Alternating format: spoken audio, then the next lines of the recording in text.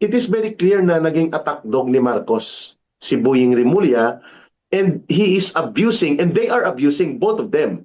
Marcos and Romualdez, Marcos and Rimulya are abusing the constitutional authority of a constitutional office, which is ombudsman, para pangharasin, panglatiguhin, pangabusuhin ang mga senador at iba pa, kahit ito ay hindi dumadaan sa tamang mga proseso, including ang pangingialam sa independent legislative body. Ang tanong namin dito, Attorney Ver, General Garcia, sir, who will discipline him? Kasi sabi niya, wala siyang pananagutan kay sa Office of the President and even to the Supreme Court. Tama ba yan? Right now, kasi nga it was created as an independent institution eh. No? Talagang nakatindig siya dyan na mag-isa at meron siyang kapangyarihan within the bounds of his authority. No? Kung ngayon, ang feeling niya is he is untouchable, well, maybe he is right up to a certain extent right now. Kasi impeachable officer yan eh. And filing an impeachment complaint against him is not going to work at this time. Okay. At this time. Ganito. But you know, there are many ways we can run after this guy when the time comes. Number one is i-co-warranto natin yan dahil hindi naman siya nag-qualify sa position eh. I agree. He did not qualify for the position because meron siyang pending case. And for him to qualify, inandakit yung kaso. So Tama. whatever happened to those cases that were undocketed along with his case, na ano na ngayon na nangyari doon? So yung mga reklamo noon, sana nandun ang due process ng mga complainant noon, di ba? So, garapalan na Attorney Vera, he was applying for the same office and he money over this way to get that office na mayroon siyang pending case at siya din ang maghahawak ng kaso na isinampa sa kanya at pinaniobra niya na makuha ang posisyon na yun. That's double and triple garapalan, Attorney Vera. So, grabing garapalan. So he is not qualified for that position. So we can question him doon sa ganun. Kung hindi, pwede naman natin din siyang ipa-impeach, no? When the right time comes. Excuse me, sir. The co-warranto can be filed at the Supreme Court now, hindi pwede. Pwede. Pwede namang filean na siya ngayon, no? But you know, nakita mo ba yung it's sad eh. It is sad because nothing is working anymore in favor of the people. You know, wala eh. No? Wala. I mean, like, it's too bad. It's terrible.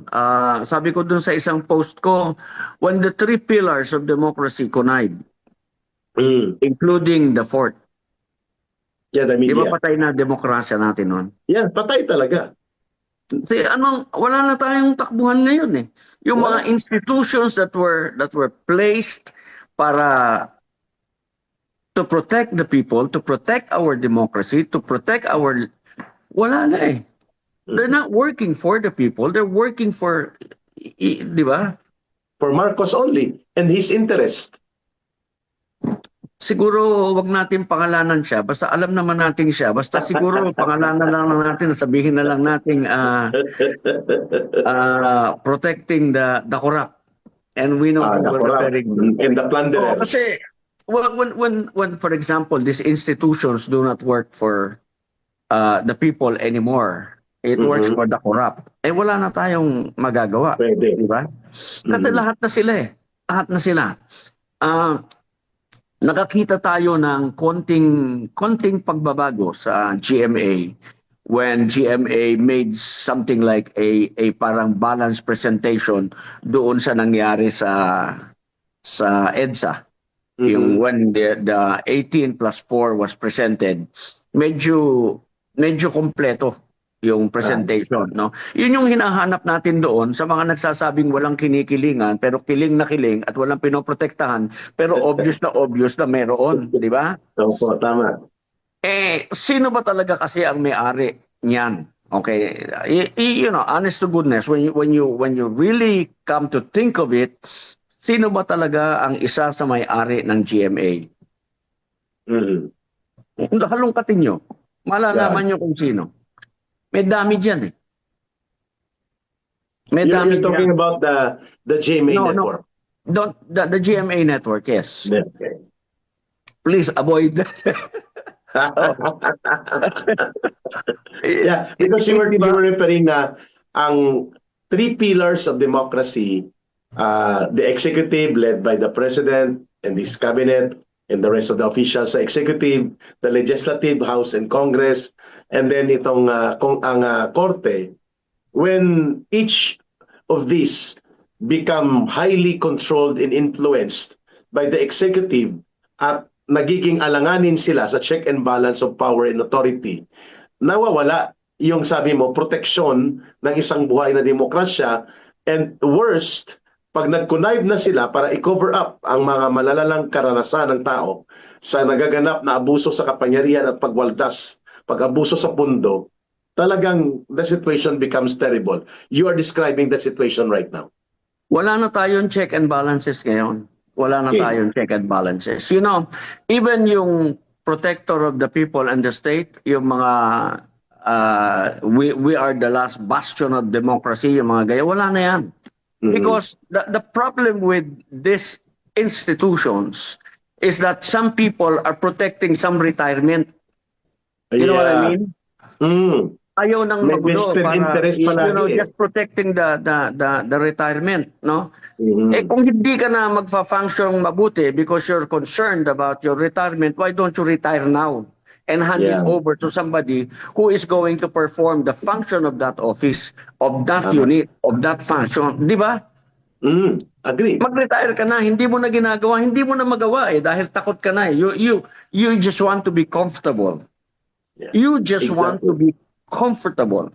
If you cannot be uncomfortable, then please get out of that office because you're no longer protecting the people. You're no longer true to what that office is all about. Mhm. Tama. Attorney Ver, tanungin kita ng direkta dito sa Bigwas ng Agila. Malaking factor po sa pagmumulat ng tao, ng mamamayan, in the history ng ating bansa at sa iba pang karanasan, ang pagbubuo ng pagkilos ng tao para tutulan ang mga abuso sa gobyerno ay ang pagpapalaganap ng impormasyon, media.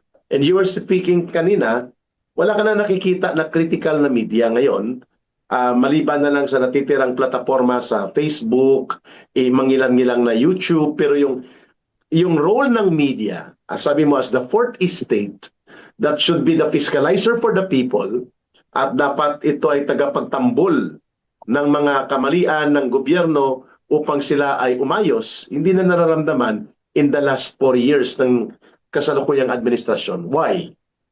Ang unang dapat na nagmumulat ng mga katiwalian, nag-iingay, nagmumulat sa mga nagpupukaw at nagmumulat sa taong bayan, yung ating media.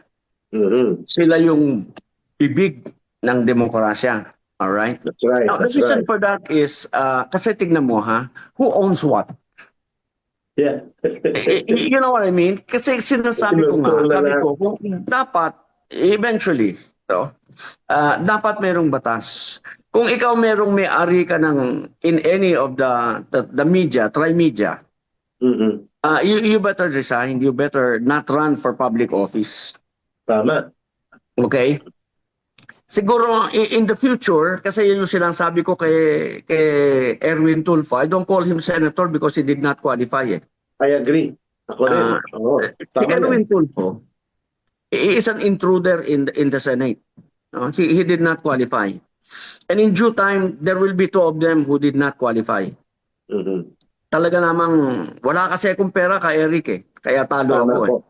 I mean, let's be very blunt about it. Wala akong pera. Kasi Kasi una ka, General Garcia, sa kalaman ng mga manonood, una po na naging malakas na boses, kasama po namin yan si General Garcia sa pagtutol kay Erwin Tulfo dahil hindi niya deserve yan, dapat niya mananagot yan sa batas. May mga kaso ng, ano tawag yan na General Garcia, sir? Yung moral turpitude conviction niya sa Supreme Court. Yung Yes. kanyang mga pamimiki ng kanyang passport, ng mga dokumento. Marami po, na yung binabanggit ni General Garcia, sana hindi yan dapat pinayagan na tumakbo nitong sindikato na ala style ng COMELEC. Kaya namin sinasabi ni General Garcia, dahil you need resources to fight it out. Legal battle yan eh. Pero believe kami kay General Garcia, una ka po dyan, General Garcia, na nag-point out among the legal minds, narinig kita dyan sa iyong pagpapaliwanag. I raised the issue of yung constitutional requirements, constitutional mandate. Dinismiss ni George Garcia Yes. on technicality. Dahil wala daw akong in-attach na document, yung original nasa kanila. Yes. Okay. Pagkatapos gayon, madidinig natin, binigyan siya ng 10 million. Lumabas. Diba? Oh. Aha. Pagkatapos sasabihin niya, yan yung ano natin ngayon. Kaya sinasabi natin, lahat Grabe, ng no? government institution is no longer working for the people. Yes. Puro serving the corrupt. Wala tayong magagawa doon.